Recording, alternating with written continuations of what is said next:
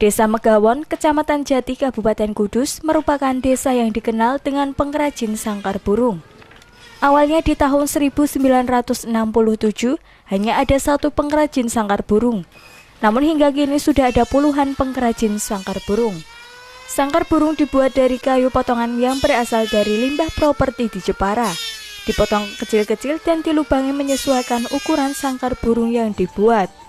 Proses utama dalam menciptakan sangkar burung yang maksimal yakni dengan menghaluskan permukaan sangkar burung, di mana hal tersebut dilakukan untuk menjaga kualitas sangkar burung.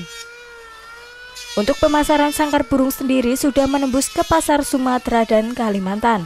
Namun barang yang dikirim biasanya hanya berupa setengah jadi yang harus dirakit lagi. Menurut Wakiran, salah satu pengrajin sangkar burung mengaku, sejak 1967 hingga kini pengrajin sangkar burung terus berkembang dan sudah terdapat 50 pengrajin di desa tersebut.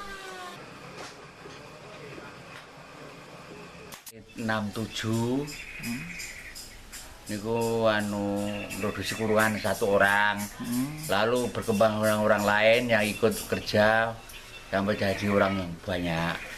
Perajin nek 55 orang ada yang di sekelompok ini saja. Tapi yang tadinya luar daerah ke sini buruh keluar bikin lagi.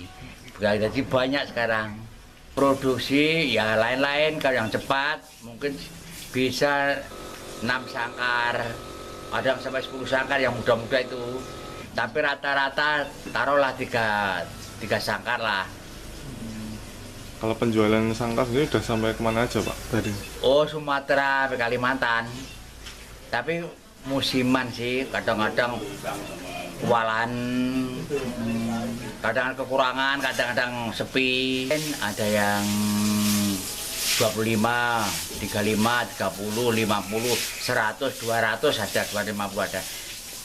Ini tinggal barangnya ke tingkat kehalusannya. Untuk harga sangkar burung dijual dengan harga mulai dari Rp25.000 hingga Rp250.000, tergantung dari ukuran dan tingkat kehalusan sangkar burung tersebut. Tim Liputan Simpang 5 TV melaporkan.